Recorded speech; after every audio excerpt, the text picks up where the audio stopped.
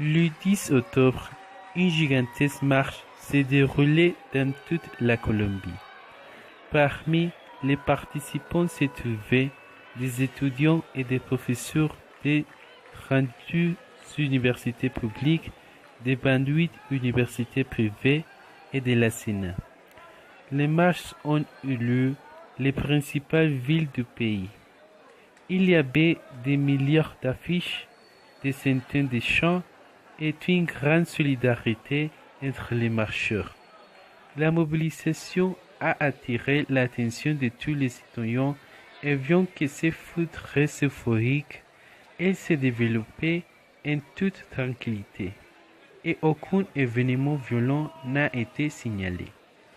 On estime que plus d'1 million de personnes sont sorties manifester dans les rues et que ce fut sans aucun doute l'une plus grande mobilisation que le pays n'ait jamais connue. Mais pourquoi les marches? C'est un réseau du déficit budgétaire qui perd sur les universités publiques du pays, puisqu'elles ne disposent pas d'un budget à la hauteur de leurs besoins les plus essentiels. D'ailleurs, le programme des gouvernements précédents reposait sur la privatisation progressive de l'enseignement supérieur, programme que le gouvernement actuel a exécuté de la même manière.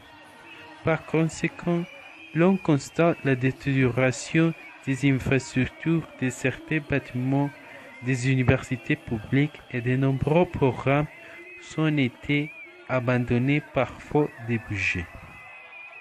À combien s'élève le déficit des universités publiques? Selon le système universitaire d'État, les SUE, 18,2 000 milliards de pesos à pour plus de 5 milliards d'euros.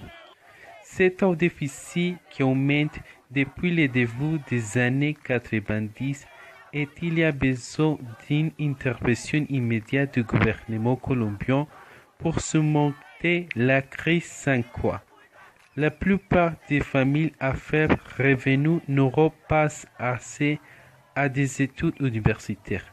Cela revient à repousser le droit à l'enseignement supérieur des milliards de jeunes.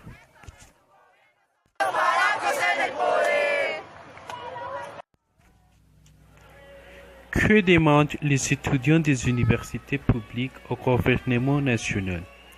Les étudiants réclament 3,2 milliards de pesos pour 2018 afin de créer des postes de travail dans l'administration et un plan de paiement de 15 000 milliards de pesos pour que les universités publiques ne ferment pas et puissent accueillir convenablement les étudiants actuels et sous-avenus, ainsi que leur fournir une éducation de meilleure qualité.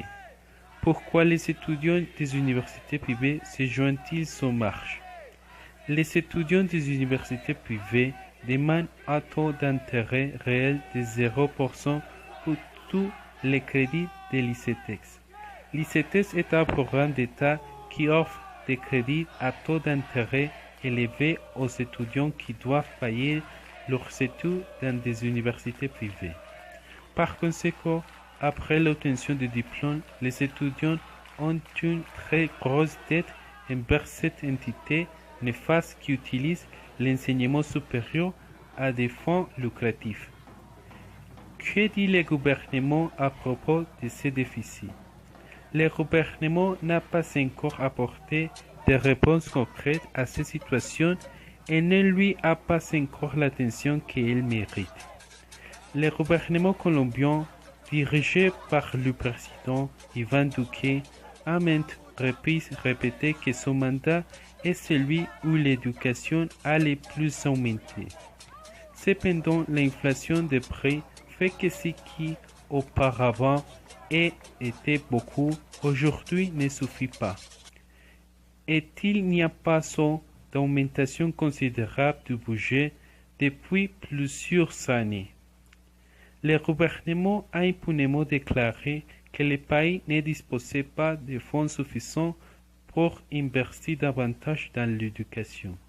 Cependant, tandis qu'il néglige de plus en plus l'éducation du pays, il a investi 3 000 milliards de pesos dans les forces armées. La lutte se poursuit, les étudiants continueront à demander une éducation de qualité à l'État et les manifestations ne cesseront pas tant que nous n'atteindrons pas l'objectif souhaité par tous les étudiants colombiens. Vive la lutte!